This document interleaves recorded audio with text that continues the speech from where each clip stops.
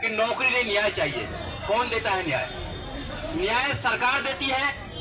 जब 2007 से लेकर 2012 तक आपकी सरकार थी उत्तर प्रदेश के अंदर, तो आपको न्याय मिला।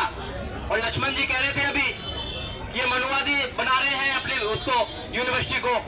हम फूले अम्बेडकरी यूनिवर्सिटी बनाना चाहते हैं। अरे कैसे बनाओगे आप फूले अम्बेडकरी यूनिवर्सिटी?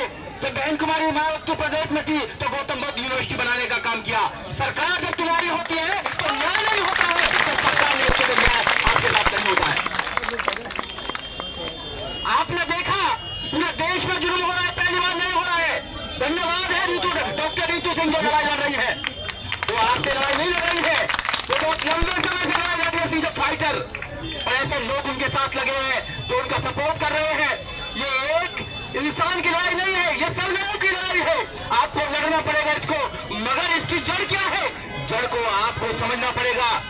वो क्यों अपने लोगों को अंदर डालने का काम कर रहे हैं, क्यों वो कैडर को डालने का काम कर रहे हैं? क्योंकि सरकार उनके पास में है। जब तक आप सरकार नहीं बनाएंगे, जब तक आपकी समस्याओं का समाधान नहीं होगा, सारी विपत्तियों के मालिक आप हैं, सारे विपत्तियों के मालिक आप हैं, मगर सारे संपत्तियों के मालिक वो बना रखा है आप लोगों ने। क्यों?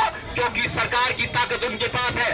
मगर आप अपनी सरकार नहीं बनाएंगे। सब लोग बहन कुमारी मायावती अपने नेताओं पर कटाक्ष करते हैं, मगर काम करने के लिए कोई तैयार नहीं है। उनको अच्छा बनाने के लिए कोई तैयार नहीं है, लोगों को न्याय दिलाने के लिए कोई तैयार नहीं है, अपनी ताकत बनाने के लिए तैयार नहीं है। तो ऐसे भाषणों से कोई फायदा होने वाला नहीं है। जब तक आप अपनी सरकार नहीं बनाएंगे आपको न्याय नहीं मिलने वाला है। अगर न्याय चाहिए, आपको परमानेंट इलाज चाहिए, तो अपनी सरकार बनानी पड़ेगी सेंटर के अंदर। न्याय राजा के ऊपर डिपेंड करता है। न्याय तो राजा के ऊपर डिपेंड करता है। राजा का मन चाहेगा तो न्याय देगा, राजा का मन नहीं चाहेगा तो आपको न्याय नहीं देगा। जैसा हो रहा है, पिछले 2 महीने से बैठी हुई है, क्या किसने न्याय की बात करी? नहीं बात करी, न्याय की बात करी, क्योंकि वो आपको न्याय नहीं देना चाहते, आपके साथ में शोषण करना चाहते हैं। इसलिए उनसे उम्मीद करें कि न्याय के लिए तो खड़ा होना पड़ेगा आपको। मैं डॉक्टर रीतू से पहले भी बोल के गया था, आपकी जगह यूनिवर्सिटी के अंदर नहीं है, आपकी जगह पार्लियामेंट के अंदर है। आप क्या दिखाई नहीं देंगे? पार्लियामेंट नहीं जाएंगे तो समाज के बाद कौन उठाने का काम करेगा? आपको जाना होगा, नौजवानों को आना पड़ेगा। किसके भी किसको भी पूछो अपने बच्चे को क्या बनाना चाहते हो?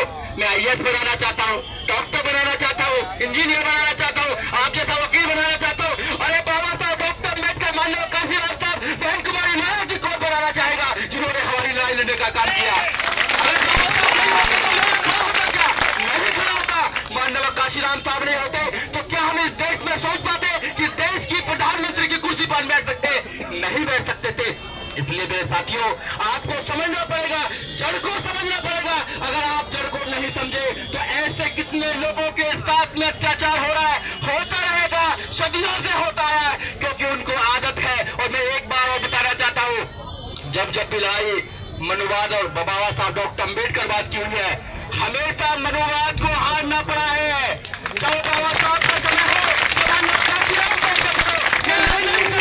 और जो लोग जिद्दी होते हैं, वो अपनी लड़ाई जीतते हैं। आपने बाबा साहब ने डॉक्टर अम्बेडकर को देखा, उन्होंने जिद करी कि मैं हजारों सालों की गुलामी को काट दूंगा, संविधान बनाकर हजारों सालों की गुलामी को काटने का काम किया। माननीय काशीराम साहब ने जिद करी कि मैं इस देश के अंदर आपको राजनीतिक सत्ता देकर जाऊंगा, उन्होंने उस चीज को भी स्थापित करने का काम किया। और आज रीतू ये जिद करी है कि मैं प्रशासन को झुकाकर रहूंगा, तो आपके सहयोग से प्रशासन झुकेगा, न्याय मिलेगा और सारा कुछ आगे आंदोलन बढ़ेगा। जय भीम, जय भारत, नमो बुद्धाय।